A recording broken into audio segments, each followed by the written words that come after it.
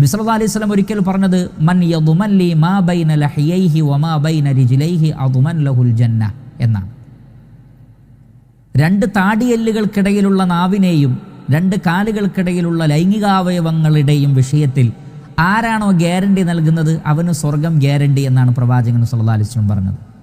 എന്ന് പറഞ്ഞാൽ നാവിനെ നിയന്ത്രിക്കാത്തവന് സ്വർഗം ഗ്യാരണ്ടിയില്ല, നേർക്ക് നേരെ അവന് സ്വർഗത്ത് പോകാൻ കഴിയില്ല എന്നർത്ഥം.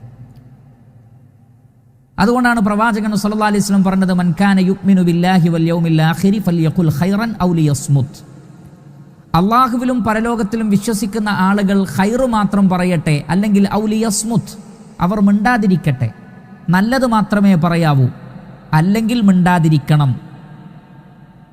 വഖുൽ ലിഇബാദി യഖൂലു ലത്തി ഹിയ അഹ്സൻ, എൻ്റെ അടിമകളോട് പറയണം, നല്ല വാക്കുകളെ അവർ പറയാവൂ. ഇത് പരിശുദ്ധ ഖുർആനിൽ വന്നതാണ്. വഖൂലു ലിന്നാസി ഹുസ്നൻ, നിങ്ങൾ ജനങ്ങളോട് നല്ലത് മാത്രമേ സംസാരിക്കാവൂ. ഇതും പരിശുദ്ധ ഖുർആനിൽ നമുക്ക് കാണാൻ സാധിക്കുന്നതാണ്. നാവിനെ നിയന്ത്രിക്കാത്തവർക്ക് വലിയ അപകടമാണ് അവരെ കാത്തു നിൽക്കുന്നത് എന്ന് പ്രവാചകൻ സല്ലല്ലാഹു അലൈഹി വസല്ലം പഠിപ്പിച്ചിട്ടുണ്ട്. നാവിലൂടെ ഷിർക്കിൻ്റെതായ വാക്കുകൾ വന്നേക്കാം, കുഫറിൻ്റെ വാക്കുകൾ വന്നേക്കാം. ഒരാൾ ഷിർക്ക് പ്രഖ്യാപിക്കുന്നത് നാവിലൂടെയാണ്, കുഫറിൻ്റെ വാക്കുകൾ വരുന്നത് നാവിലൂടെയാണ്. അതേപോലെ തന്നെ ഗീബത്ത്, നമീമത്ത്, കളവ്, ചതി, വഞ്ചന, കള്ളസത്യം, ഇങ്ങനെ തുടങ്ങി മഹാഭൂരിപക്ഷം തിന്മകളും പ്രകടിപ്പിക്കുന്നത് നാവിലൂടെയാണ്. അതുകൊണ്ടാണ് റസൂലുള്ളാഹി സ്വല്ലല്ലാഹു അലൈഹി വസല്ലം ബനു ഇസ്രായേലിൽപ്പെട്ട രണ്ടാളുകളെക്കുറിച്ച് പറഞ്ഞിടത്ത് നബി സല്ലല്ലാഹു അലൈഹി വസല്ലം പറഞ്ഞു, അള്ളാഹുവിന് നിരന്തരം ഇബാദത്ത് ചെയ്തുകൊണ്ട് ജീവിച്ചൊരു മനുഷ്യനും എന്നും പാപം ചെയ്ത് ജീവിച്ചൊരു മനുഷ്യനും. എന്നാൽ ഖിയാമത്ത് നാളിൽ അള്ളാഹുവിന് ധാരാളം ഇബാദത്ത് ചെയ്ത് ജീവിച്ച മനുഷ്യൻ നരകത്തിൽ പോവേണ്ടി വന്നു, ആ പാപിയായ മനുഷ്യൻ സ്വർഗത്തിലും പോകുന്നു. പ്രവാചകൻ അതിൻ്റെ കാരണം വിശദീകരിച്ചു. ഈ ആബിദായ മനുഷ്യൻ ആ പാപിയായ മനുഷ്യനോടൊരിക്കൽ പറഞ്ഞു, അള്ളാഹു ആണേ, നിനക്ക് അള്ളാഹു പുറത്തു തരികയില്ല, അല്ലെങ്കിൽ അള്ളാഹു നിന്നെ സ്വർഗത്തിൽ പ്രവേശിപ്പിക്കുകയില്ല. നിരന്തരമായി ഇബാദത്ത് ചെയ്ത ഒരു മനുഷ്യൻ്റെ നാവിൽ നിന്ന് വന്ന വാക്കാണ്. അള്ളാഹു സുബ്ഹാനഹു വ തആല ഖിയാമത്ത് നാളിൽ ആ വ്യക്തിയോട് ചോദിക്കുമെന്നാണ്, ഞാൻ ഈ വ്യക്തിക്ക് പുറത്തു കൊടുക്കുകയില്ല എന്ന് പറയാൻ നിനക്കാരാണ് അധികാരം തന്നത്? ആരാണ് അങ്ങനെ ഒരു അവകാശം താങ്കൾക്ക് തന്നത്? എൻ്റെ കാര്യം താങ്കളുടെ കൈകളിലാണോ? എന്നെക്കുറിച്ച് അറിവില്ലാത്തത് നീ പറയുകയാണോ? ആ ഒരു വാക്കിൻ്റെ പേരിൽ, ഈ ഹദീസ് റിപ്പോർട്ട് ചെയ്യുന്നത് അബൂ ഹുറൈറ റളിയല്ലാഹു അൻഹു ആണ്. അദ്ദേഹം പറയുന്നു, ആ ഒരു വാക്കിൻ്റെ പേരിൽ അദ്ദേഹത്തിന് നരകത്തിൽ പോവേണ്ടി വന്നു എന്നാണ്.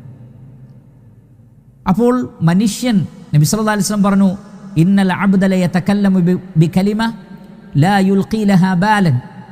ഒരടിമ ഒരു വാക്ക് പറയും, അയാൾ അതിനൊരു ഗൗരവം കൊടുത്തിട്ടുണ്ടാവില്ല, പക്ഷേ ആ ഒരൊറ്റ വാക്ക് കൊണ്ട് അയാൾ നരകത്തിൻ്റെ അടിത്തട്ടിലേക്ക് 70 വർഷത്തെ വഴിദൂരം നരകത്തിലേക്ക് അയാൾ ചെന്നു ചേരുമെന്നാണ്. എന്നാൽ വേറെ ചില വാക്കുകൾ കൊണ്ട് അല്ലാഹു സുബ്ഹാനഹു വ തആല അയാൾക്ക് ഉയർന്ന ദറജകൾ നൽകുകയും ചെയ്യും.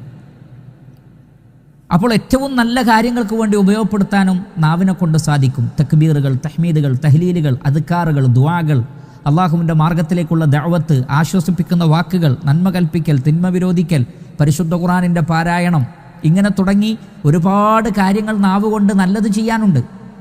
അതേസമയത്ത് പരദൂഷണം പറയുക, ഏഷണി പറയുക, കളവ് പറയുക, വഞ്ചിക്കുക, കള്ളസത്യം ചെയ്യുക, കുഫറിൻ്റെയും ഷിർക്കിൻ്റെയും വാക്കുകൾ പറയുക, വൃത്തികേടുകൾ പറയുക, തോന്നിവാസങ്ങൾ പറയുക, മോശമായ കാര്യങ്ങൾ പറയുക, ചീത്ത വിളിക്കുക, തെറി വിളിക്കുക, ഇങ്ങനെ തുടങ്ങിയിട്ടുള്ള കാര്യങ്ങളും നാവുകൊണ്ട് തന്നെയാണ് ചെയ്യുന്നത്. അതിലൂടെ സംഭവിക്കുന്നത് മനുഷ്യൻ്റെ സൽക്കർമ്മങ്ങളൊക്കെ പൊളിഞ്ഞു പോകുമെന്നാണ്. നബി സല്ലല്ലാഹു അലൈഹി വസല്ലം പറഞ്ഞത്, സ്വഹാബത്തിനോട് ഒരിക്കൽ ചോദിച്ചിട്ടുണ്ട്, അതദറൂന മനിൽ മുഫ്ലിസ്, പാപ്പരാരാണെന്ന് നിങ്ങൾക്കറിയാമോ? അവർ പറഞ്ഞു, ദീനാറും ദിർഹമും ഇല്ലാത്തവനാണ് നബിയെ പൊളിഞ്ഞവൻ.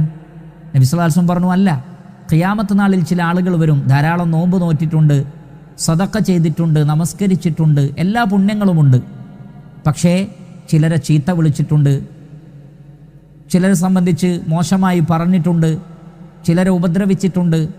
അതുകൊണ്ട് അയാളുടെ നന്മകളൊക്കെ അയാൾ ഉപദ്രവിച്ചവർക്ക് എടുത്തു കൊടുക്കപ്പെടും. പിന്നീട് അത് കഴിഞ്ഞാൽ അവരുടെ തിന്മകളെടുത്ത് ഇയാൾക്ക് കൊടുക്കും. അങ്ങനെ നന്മകളെല്ലാം നഷ്ടപ്പെട്ട് തിന്മകളെല്ലാം പേറിക്കൊണ്ട് നരകത്തിലേക്ക് പോവേണ്ടി വരും. ആ വ്യക്തിയുടെ സൽക്കർമ്മങ്ങളൊക്കെ നശിപ്പിച്ച് കളഞ്ഞത് അയാളുടെ നാവാണ്. ഇങ്ങനെ നാവിലൂടെ കുഫറിൻ്റെയും ഷിർക്കിൻ്റെയും വാക്കുകൾ വന്നാൽ ഇസ്ലാമെന്ന് തന്നെ പുറത്തു പോകും. അതല്ലാത്ത ഗീബത്തും നമീമത്തും മറ്റു കാര്യങ്ങളുമാണെങ്കിൽ സൽക്കർമ്മങ്ങളെ അത് നശിപ്പിച്ചു കളയും. അതുകൊണ്ടാണ് നബി സല്ലല്ലാഹു അലൈഹി വസല്ലം ഈ പുണ്യകർമ്മങ്ങളൊക്കെ പറഞ്ഞത് ഇതിനെയെല്ലാം നിയന്ത്രിക്കുന്നത് അഥവാ അതിൻ്റെയൊക്കെ ഒരു വാല്യൂ നിലനിർത്തുന്നത് നാവാണ്. നാവിനെ നിയന്ത്രിച്ചിട്ടില്ലെങ്കിൽ നേരത്തെ പറഞ്ഞതൊക്കെ എന്തായി പോകും? നിഷ്ഫലമായി പോകും, കാര്യമുണ്ടാവുകയില്ല. അതുകൊണ്ട് നാവിനെ നിയന്ത്രിക്കണം. നേരത്തെ പറഞ്ഞ ആ പുണ്യങ്ങളെല്ലാം നിലനിർത്താൻ നാവിനെ കൺട്രോൾ ചെയ്യൽ വളരെ പ്രധാനപ്പെട്ടതാണ് എന്ന വളരെ വലിയ ഒരു തത്വമാണ് റസൂലുള്ളാഹി സ്വല്ലല്ലാഹു അലൈഹി വസല്ലമ